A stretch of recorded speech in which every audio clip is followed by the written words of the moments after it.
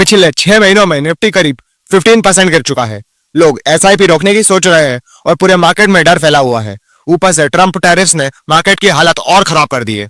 अब आपके भी दिमाग में ये एक सवाल जरूर घूम रहा होगा, क्या राइट टाइम है मार्केट में इन्वेस्ट करने का, या फिर असली फॉल तो अभी बाकी है। 2008 का फाइनेंशियल क्राइसिस हो या हाल ही में कोविड क्रैश, दोनों बार मार्केट में काफी ज्यादा फॉल आया था, पर कुछ सालों में मार्केट ने काफी अच्छी रिकवरी भी दिखाई थी। क्या इस बार भी सेम स्टोरी रिपीट होगी या फिर इस बार का टाइम थोड़ा अलग है? ये तो अब वक्त ही बताएगा कि मार्केट किस डायरेक्शन में जाता है। लेकिन अगर आप भी इस शॉर्ट टर्म फॉल को अपॉर्चुनिटी की तरह देख रहे हो और लॉन्ग टर्म में इन्वेस्ट करने का सोच रहे हो, तो ये 5 म्यूचुअल फंड्स आपके लिए सॉलिड ऑप्शन हो सकते हैं। और ये सिर्फ म्यूचुअल फंड की लिस्ट नहीं होगी, मैं आपको ये भी बताऊंगा कि कौन सा फंड किस तरह के इन्वेस्टर के लिए बेस्ट है, ताकि आप आपके रिस्क एपेटाइट के हिसाब से बेस्ट फंड चूज कर सके। तो चलो बिना किसी टाइम वेस्ट के वीडियो शुरू करते हैं। तो शुरू करते हैं आज के पहले फंड से। ये फंड एक लार्ज कैप इंडेक्स फंड है और ये फंड है यूटीआई निफ्टी 50 इंडेक्स फंड। ये फंड उन इन्वेस्टर्स के लिए सही है जो कम रिस्क लेने के साथ ही इंडेक्स के बराबर ग्रोथ चाहते हैं, क्योंकि ऐसे फंड्स पूरे इंडेक्स को रेप्लिकेट करते हैं, जिससे इसमें एक्टिव डिसीजन मेकिंग का रिस्क नहीं होता। और क्योंकि ये कैटेगरी का एक पुराना और एस्टैब्लिश्ड फंड है, इसका ट्रैक रिकॉर्ड भी इसे एक बढ़िया ऑप्शन बनाता है। करंटली इस फंड का AUM 21,356 करोड़ और एक्सपेंस रेशियो 0.17% का है। अगर इस फंड के रोलिंग रिटर्न्स को देखें तो इस फंड ने लास्ट 10 इयर्स में 11.4%, 5 इयर्स में 24.5% एंड 3 इयर्स में 9.5% के रिटर्न दिए हैं। एंड ये है इस फंड का एसेट एलोकेशन। चलो अब इस लिस्ट के सेकंड फंड को देखते हैं, जो है Motilal Oswal large and mid cap fund. ये फंड लास्ट 5 इयर्स में इस सेगमेंट का one of the best performing fund है, जिसके कारण जो लोग large and mid cap exposure के बीच एक अच्छा बैलेंस चाहते हैं, उनके लिए ये फंड बेस्ट है, क्योंकि ऐसे फंड्स अपने टोटल एसेट्स का 35% लार्ज एंड 35% मिड कैप दोनों में इन्वेस्ट करते हैं, जिसकी वजह से इनके अंदर रिस्क और रिटर्न का बैलेंस बना रहता है। इस फंड की बात करें तो इसका लेटेस्ट AUM 8,700 करोड़ और इसका एक्सपेंस रेशियो 0.55% का है, जो कैटेगरी एवरेज से थोड़ा कम है। इस फंड के रिस्क रेशियोज को देखें तो इसका अल्फा 9.7 एंड बीटा 1.08 का है, जो देख के ये तो साफ है कि ये फंड हाई रिटर्न्स के साथ हाई रिस्क भी कैरी करता है, जिसकी वजह से जो लोग हाई रिस्क के साथ ही हाई रिटर्न्स के लिए लॉन्ग टर्म में इन्वेस्ट करना चाहते हैं, ये फंड उनके लिए बेस्ट ऑप्शन है। अगर इस फंड के रोलिंग रिटर्न्स को एनालाइज करें तो इस फंड ने लास्ट 5 इयर्स में 31.4%, लास्ट 3 इयर्स में 20.4% एंड लास्ट 1 ईयर में 6.7% के रिटर्न दिए हैं। एंड इस फंड का एसेट एलोकेशन कुछ इस टाइप का है। अब अगर इस लिस्ट के थर्ड फंड की बात करें तो ये है Motilal Oswal Nifty mid cap 150 index fund. ये मिड कैप सेगमेंट का एक काफी अच्छा इंडेक्स फंड है और खास बात यह है कि मिड कैप स्पेस में करीब 70% एक्टिव फंड्स अपने ही बेंचमार्क को बीट नहीं कर पा रहे हैं। इसकी वजह से मैंने मिड कैप कैटेगरी में भी एक एक्टिवली मैनेज फंड की जगह एक लो कॉस्ट और एक पैसिव फंड को चुना है, जो लॉन्ग टर्म इन्वेस्टर्स के लिए एक स्मार्ट पिक हो सकता है।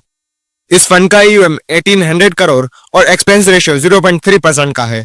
अगर इस फंड के रोलिंग रिटर्न्स की बात करें तो इस फंड ने लास्ट 5 इयर्स में 32%, लास्ट 3 इयर्स में 16.5% एंड लास्ट 1 ईयर में 2% के रिटर्न दिए हैं। एंड ये है इस फंड का एसेट एलोकेशन।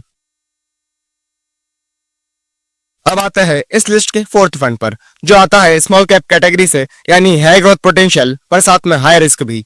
एंड ये फंड है Tata small cap fund. And वो इन्वेस्टर्स जो मिनिमम 7 से 10 साल के लिए इन्वेस्टमेंट करना चाहते हैं, ये फंड उनके लिए एक बेस्ट ऑप्शन हो सकता है। ये फंड लास्ट 5 एंड 3 इयर्स का one of the best performing small cap fund है।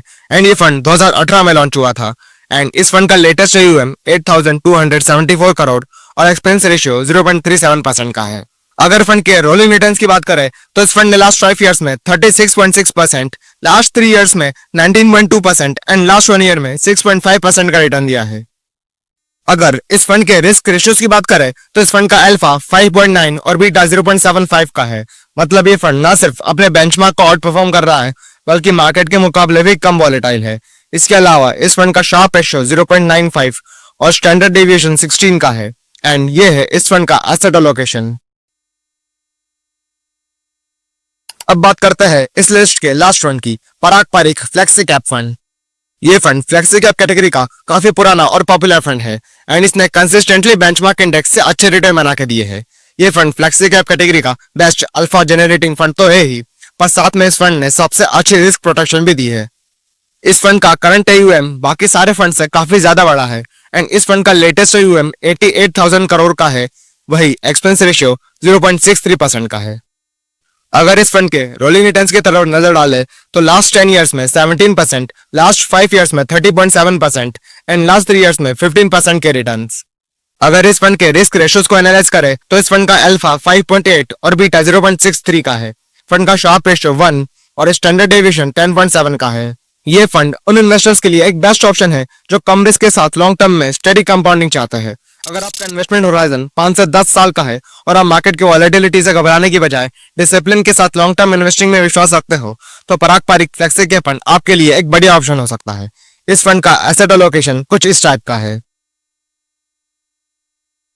तो ये थे 5 म्यूचुअल फंड्स जिनमें काफी अच्छी ग्रोथ पोटेंशियल है एंड ये फंड आपको लॉन्ग टर्म में काफी अच्छे रिटर्न दे सकते हैं।